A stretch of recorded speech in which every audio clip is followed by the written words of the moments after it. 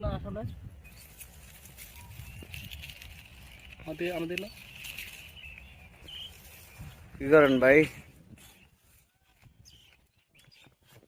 আমরা টমেটো খেয়ে নেই।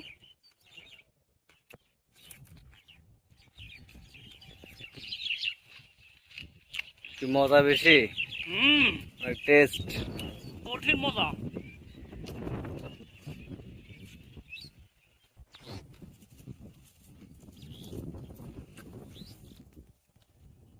ভাই কি বলবো, টমেটো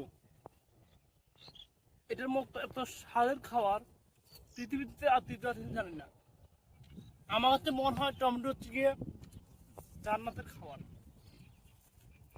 এটা হচ্ছে গিয়া ঢাকা দিয়ে পারে এ বিশাল অঞ্চলে বিভিন্ন প্রকার সবজি চাষ হয়। টমেটো, লাউ, কুমড়া, কলা, এই যে এগুলো সম্পূর্ণ অর্গানিক।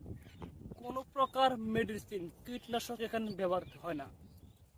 আমরা ঢাকা শহর থাকি, ঢাকা শহর দেখি, কিন্তু এরকম টমেটো যে এখানে হয় সেটা আমরা জানি না।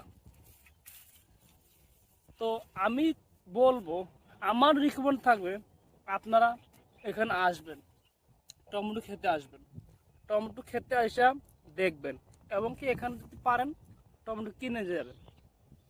আমরা বাজারে যে টমেটোগুলো পাই সেগুলো বিভিন্ন প্রকার কীটনাশক এবং বিভিন্ন প্রকার মেডিসিন দিয়ে ঢাকাতে আসে বিভিন্ন জায়গা থেকে। কিন্তু ঢাকা শহরের যে কম টমেটো পাওয়া যায় সেটা আসলে আমরা জানি না, জানলেও অনেকে এখানে আসতে পারে না।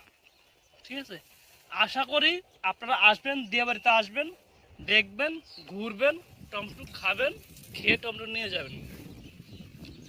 আর এটা একটা গ্রাম।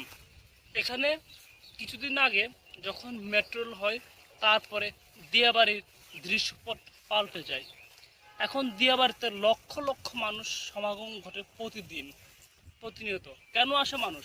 মানুষ আসে প্রকৃতির ছোঁয়া পেতে।